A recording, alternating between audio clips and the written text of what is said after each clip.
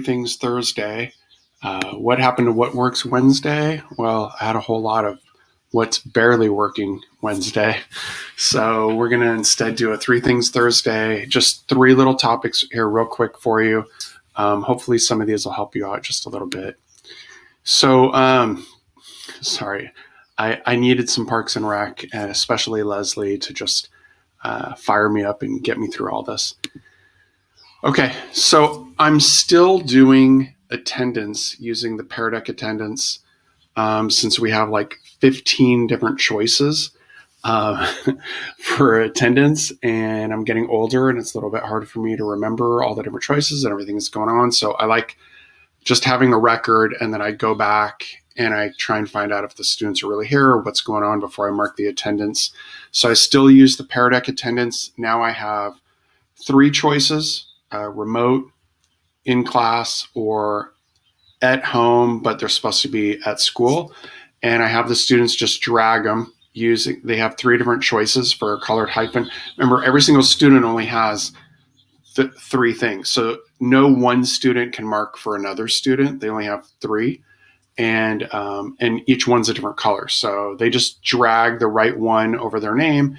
And at the end, I can really quickly see who's here and who's not here. I just do this at the beginning of the class. I could do it again at the end of the class. It just depends on how much time you want to spend doing something like this. And then I also, every single day I have like kind of a song of the day while they're taking attendance. And I also have a check-in for how are they doing. And they can also leave me a message if they want. So that's kind of just how we start class every single day. I would love to hear from the rest of you about what you're doing to kind of start each class period. In fact, I would love to see anything at all that's working for you in the classroom. You can either share it with all of us or share it with me and I'll share it. But I don't know, it's a little difficult to walk around schools right now. And if you're doing anything at all, please share it with me. I would love it. I also wanted to, nothing like a good Gertrude Stein pun. If you are not doing this in your classroom, I highly recommend doing this. Probably a lot of you are already doing this, but this is a very basic organizational kind of little hack or trick to do, especially when you're doing breakout groups or just students are working in groups. What I do is I have a Google Doc. I have all of the students and what groups they're in.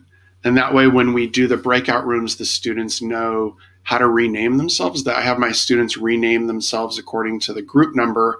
And that way I can really quickly create 9 different groups. All the students, I do the little security thing, rename yourself.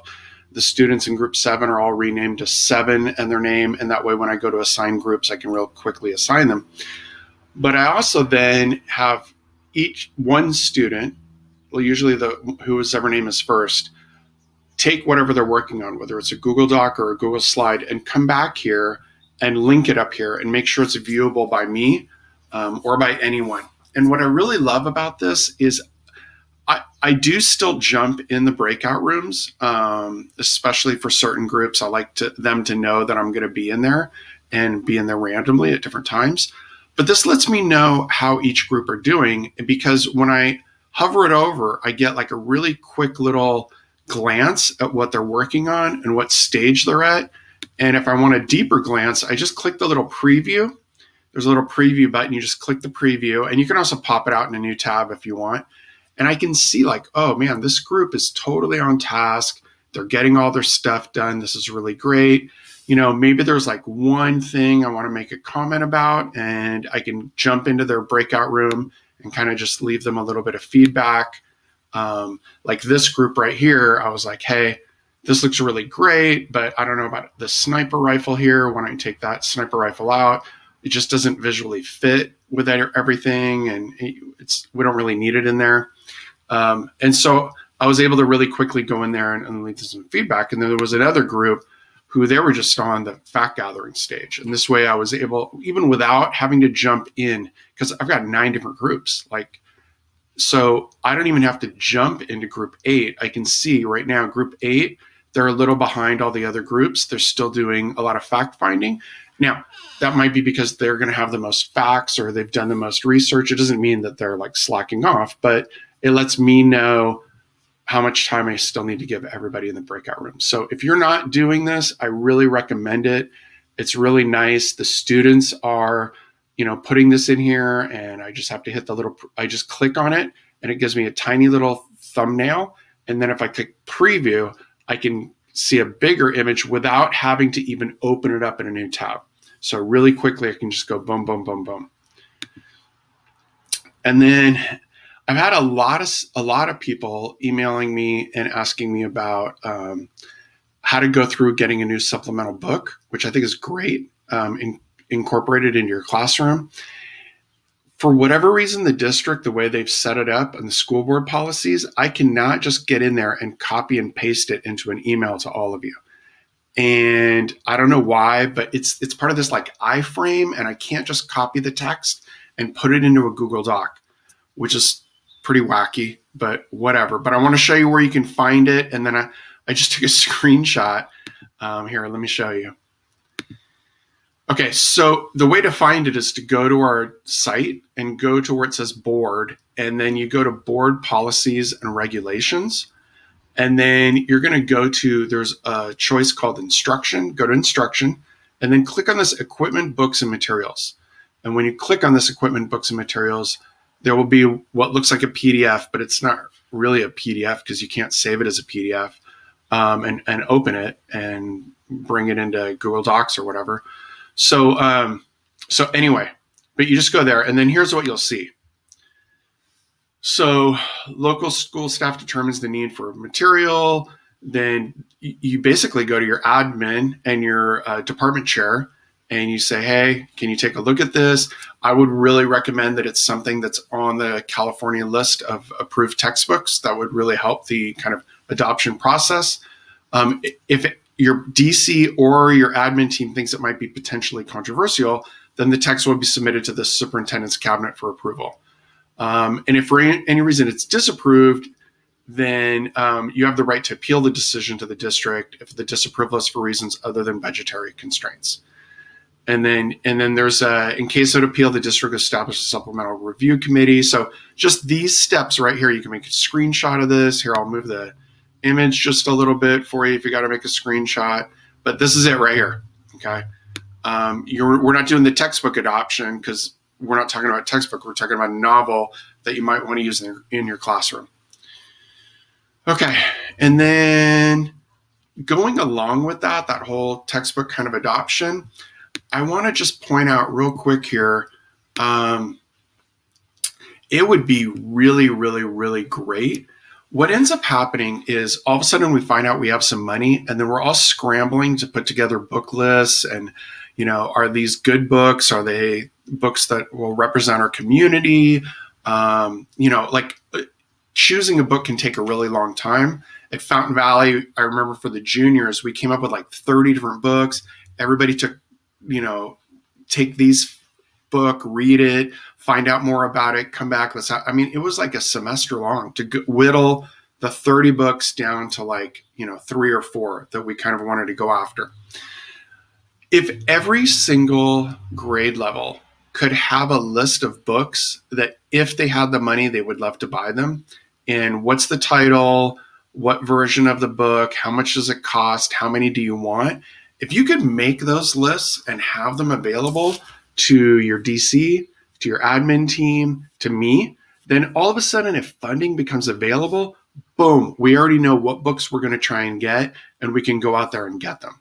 So please, I'm begging every single school, the English department, your grade level teams, please have these discussions. Involve students. That would be wonderful. The students would love to know that we're really trying to represent them. And I think having students at least some of the meetings or one of the meetings would show them how much we really care about making sure that the books are modern and represent them and the world they live in. But put those lists together and send them to me, and send them to your DC and send them to your admin team. And let's see what we can do. Okay. And then, sorry, I know I said 3 things. I know, but these are bonuses. Okay. So I've slowly been transforming my room. I really told myself I was going to come back. I didn't even want to like do a crazy setup in my room because I didn't know how things would work. And so the first change I made is this is a stand that I had on the other side of the room, but now I want to teach by the door. So I had Ryan Durkee like just pop a hole in my podium, and I clamped it onto this little thing right here because my neck was getting sore from looking down at my laptop on my podium. It was too low. So this kind of raised it up a little bit. But I think what I really want to do is I've seen in a couple of classrooms, teachers are putting TVs, like flat screen TVs, about a 40-inch to 50-inch TV in the middle of their classroom or over on the side of their classroom, so they can see their students in their desks and see the students at home at the exact same time. And I think that that's the ultimate. That's what I want to do. I don't want to have to glance at the screen behind me. I don't want to have to look over at the side of the room. I want to be able to see my in-person and my at-home at the exact same time. And I looked up on Target. You could get like a 50-inch TV for, I don't know, about $300. And I know. Once again, we're spending our own money on classroom supplies and materials that we won't be able to completely write off. I wish that situation would change, whether it's the district or the state or the federal level, that at the very least, if we're spending our own money, we could write it off. But that's not the case. But I'm just letting you know that I think that's going to really work out. I'm going to get one within the next week. I'll let you know. I'll take some pictures, and I think that's probably going to be the best solution for me. And then lastly, I just wanted to throw this out real quick because I'm really proud of Steven. Steven Schultz, if you don't know him, he teaches at Fountain Valley High School. He was my student teacher a long, long time ago. And I will never forget some of the lessons he did as a student teacher, where he dressed up as Hulk Hogan, or brought this little like fish bowl into class with all these rocks in it and stuff. And he's always just kind of done a little bit extra to make sure that learning is memorable for students, and that they're going to be able to carry these lessons on to other people and be able to share them. And I went to Newland Elementary as a kid, and Newland Elementary is a part of the Fountain Valley Elementary School District. And I think it's pretty wild that I went to a school that Steven Schultz, he ran for school board at the Fountain Valley Elementary School District, and he won. He was first place votes, and I'm really super proud of him for winning, and that he took that risk. And I'm sure there were people who, said some not nice things about him as he did that. But Steven wants to serve, and he wants to help people out, and he'll definitely learn from it, and he'll take those lessons he learned from it and share them with his students. And I'm really proud of him. I think that's awesome. If you have anything that you would like to share with other people, but you feel uncomfortable sharing it with all the English teachers, send it to me and I'll share it, because I have no problem with oversharing or just sharing, period, whatever. Hey, I care about all of you. If any of you ever want to invite me into your Zoom so I can see what you're doing in the classroom, please invite me to your department meetings. I would love to go to any of your department meetings. It's a lot easier with Zoom.